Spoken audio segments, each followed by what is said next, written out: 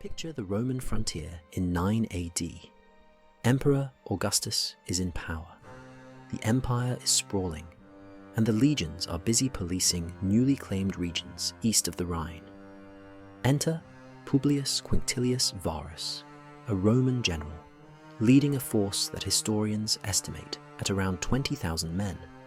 The famous legions 17th, 16th, and 99th, plus auxiliaries.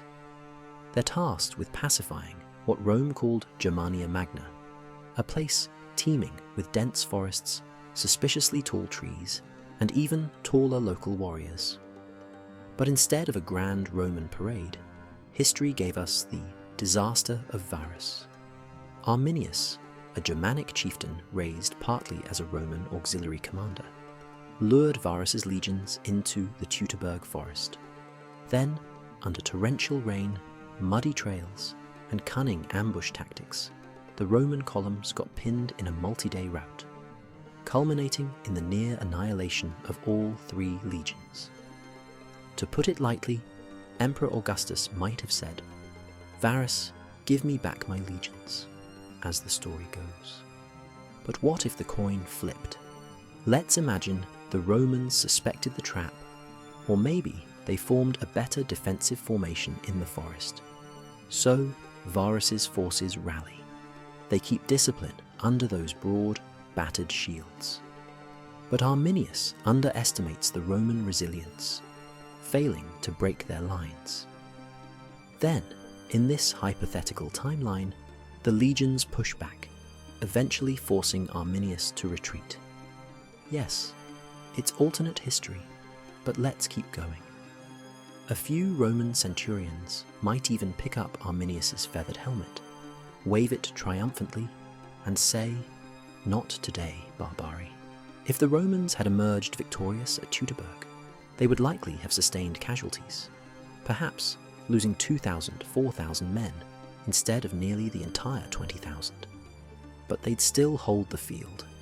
A battered but unified Varus, presumably still alive, might receive word from Augustus. Excellent, press forward.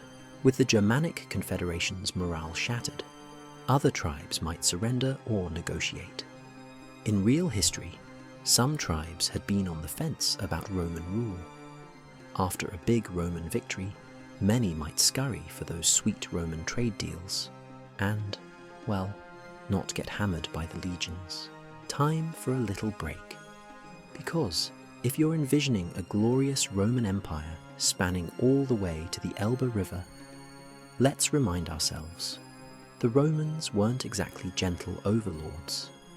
Their method of forging peace often involved building big roads, tax collection centres, and yes, crucifixions for the rebellious. Good for them, not always for the locals.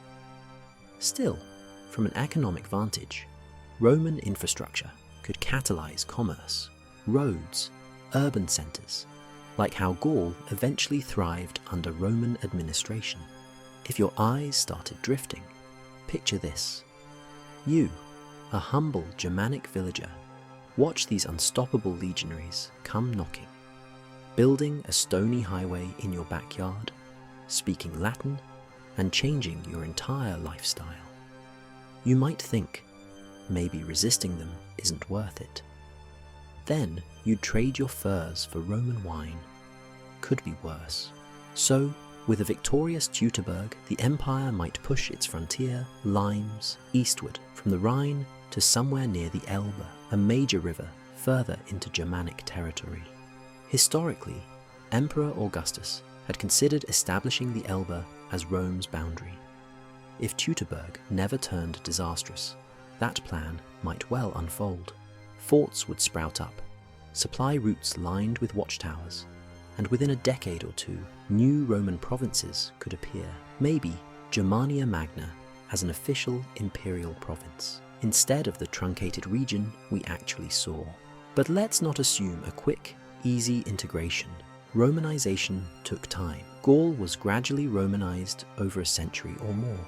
In our alternate timeline, East Germania would see roads, Roman legions garrisoning the region, villas for wealthy Roman retirees, and local elites adopting Roman fashions, like togas, which might be a questionable choice in chilly forests.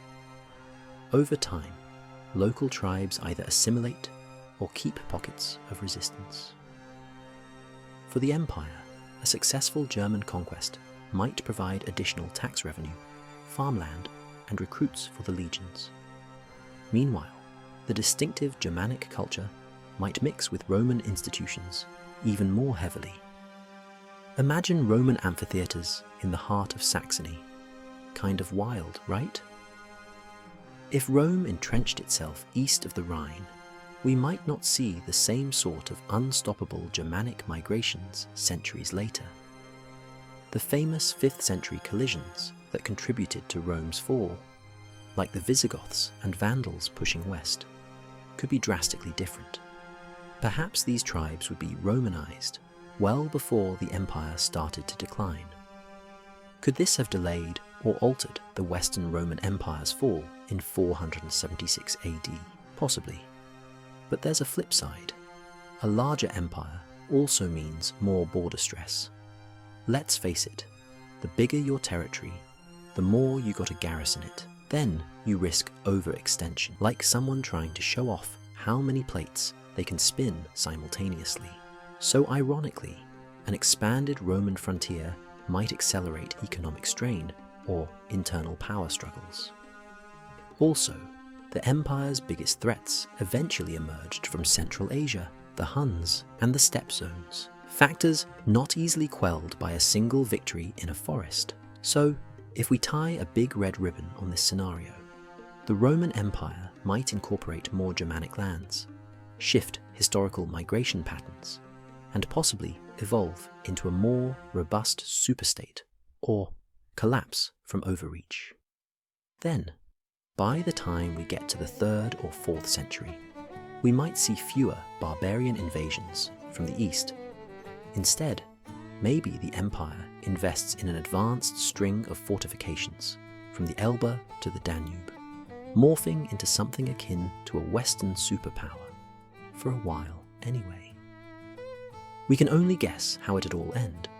History shows that victory today can become problem tomorrow.